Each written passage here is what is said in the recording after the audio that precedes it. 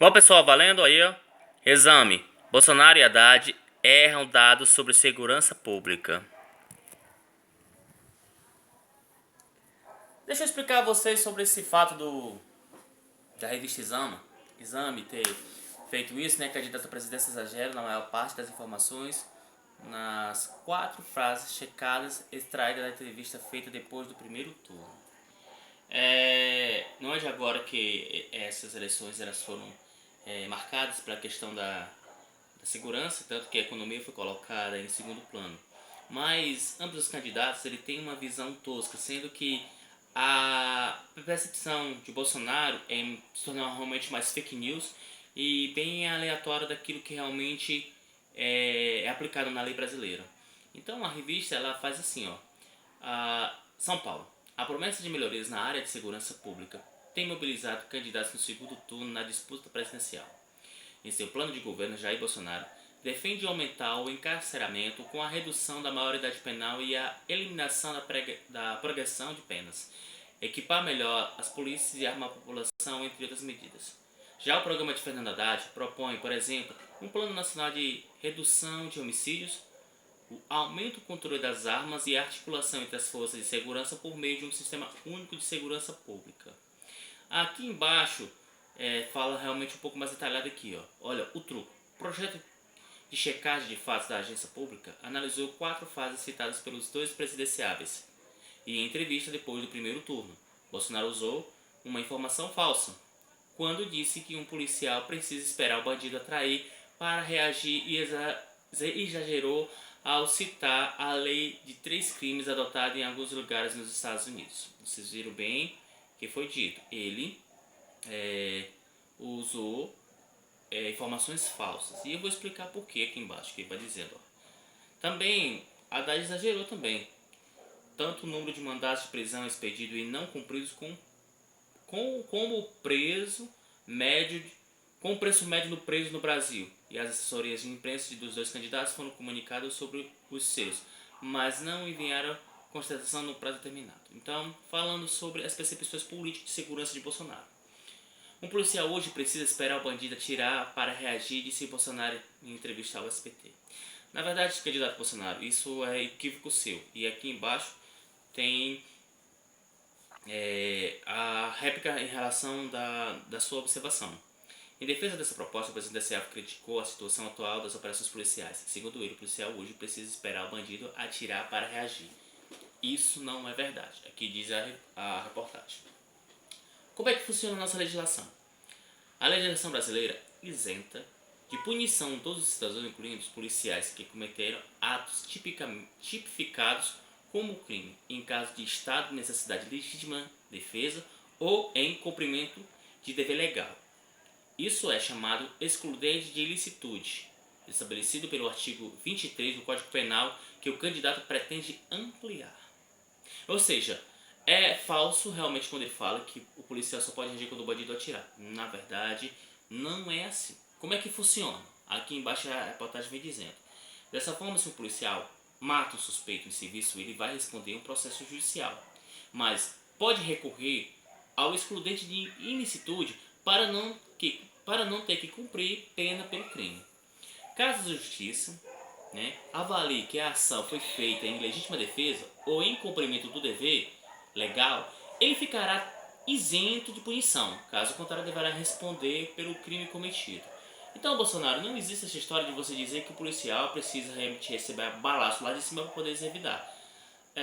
Isso realmente está dizendo que é falso. E o que ele pretende? Ele pretende aterrorizar mais esse processo. Ele propõe que o policial não tem que ser processado caso mate alguém no exercício de sua função, ou seja, isento de punição sem ações que sejam julgadas. Precisamos avaliar a medida desses 2 pesos. Há realmente casos no Brasil onde houve força exacerbada policial que acabou vitimando pessoas.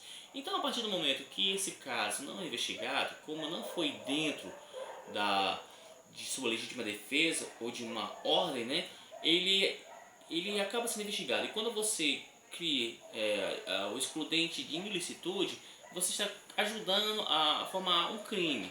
E não é bem para esse lado. Ele se baseia pelos artigos penais dos Estados Unidos, mas aqui embaixo ela fala bem direito, né?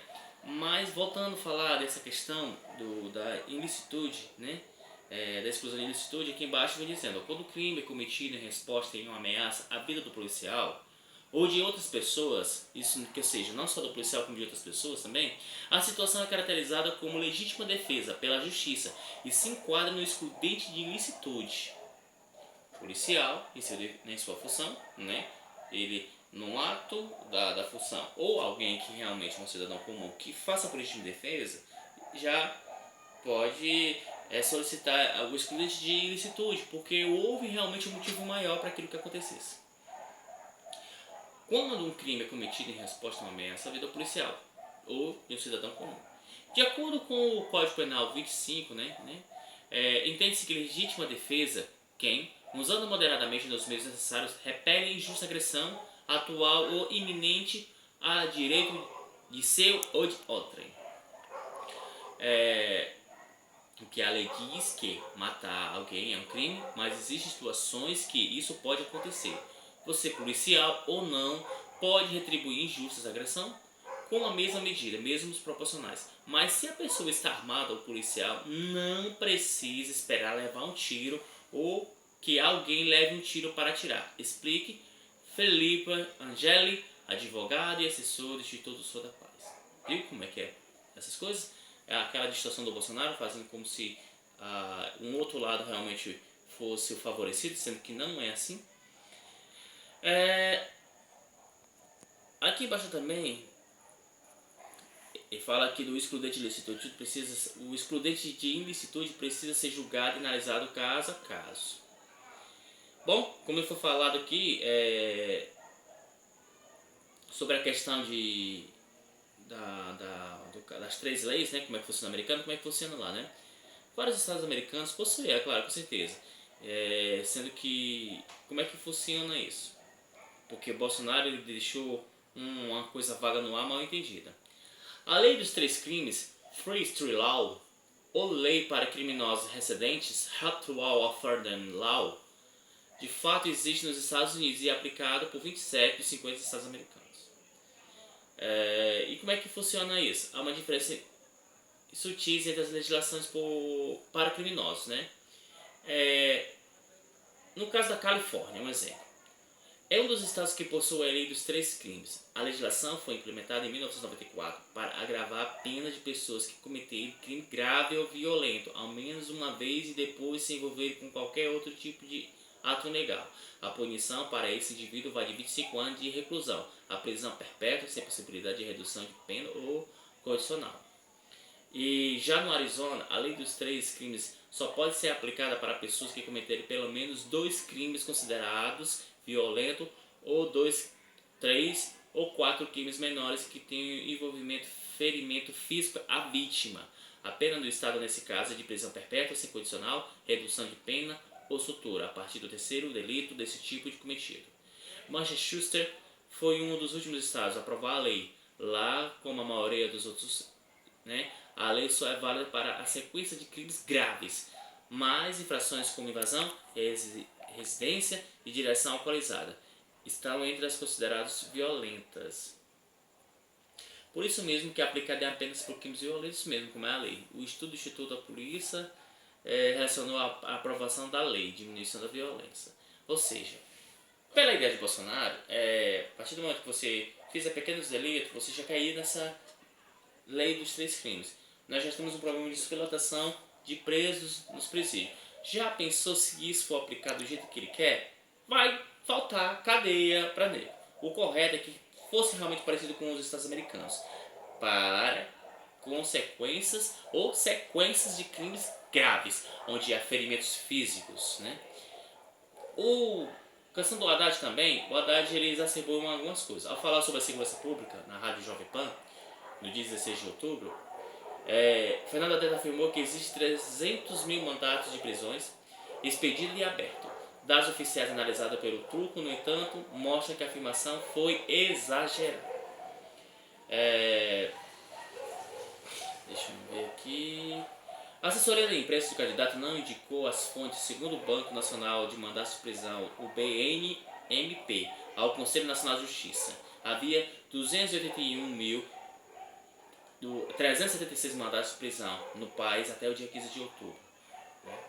Número que representa 6,2% inferior às informações do candidato. Existe 368.049 vagas na unidade prisionais. 726.702 detentos no Brasil, de acordo com o Levantamento Nacional de Informações Penitenciárias.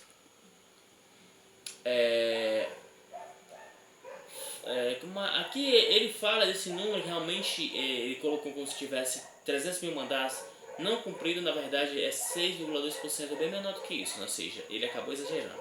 Outra fala que ele falou que hoje um preso custa 40 mil por ano para o Estado, disse Haddad em entrevista também na Jovem Pan. Quando questionado sobre a proposta de desencarceramento de pessoas que cometeram pequenos delitos do programa da Jovem Pan.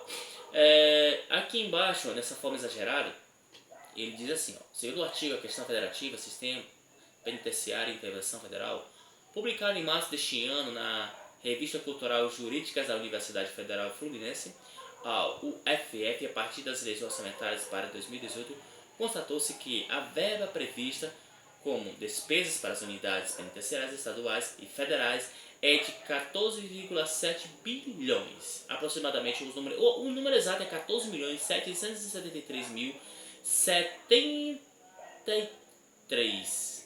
É muito dinheiro também, viu? Comparando com o total de 665.595 pessoas privadas de liberdade.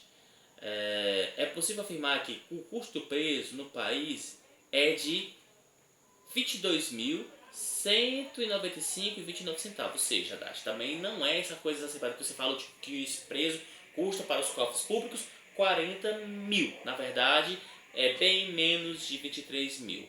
O número é de 44,51%, né? 44,51% inferior ao informado pelo candidato.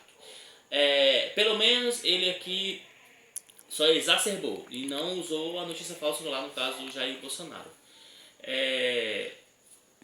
O valor anual de alguns estados ele é medido conforme o investimento que o estado faz para o combate da crime, né, a relação do crime. Por exemplo, o valor anual do Piauí aproxima-se do custo indicado por Haddad. O estado gasta 41.704,68 centavos, sendo 4,26 superior aos 40 mil.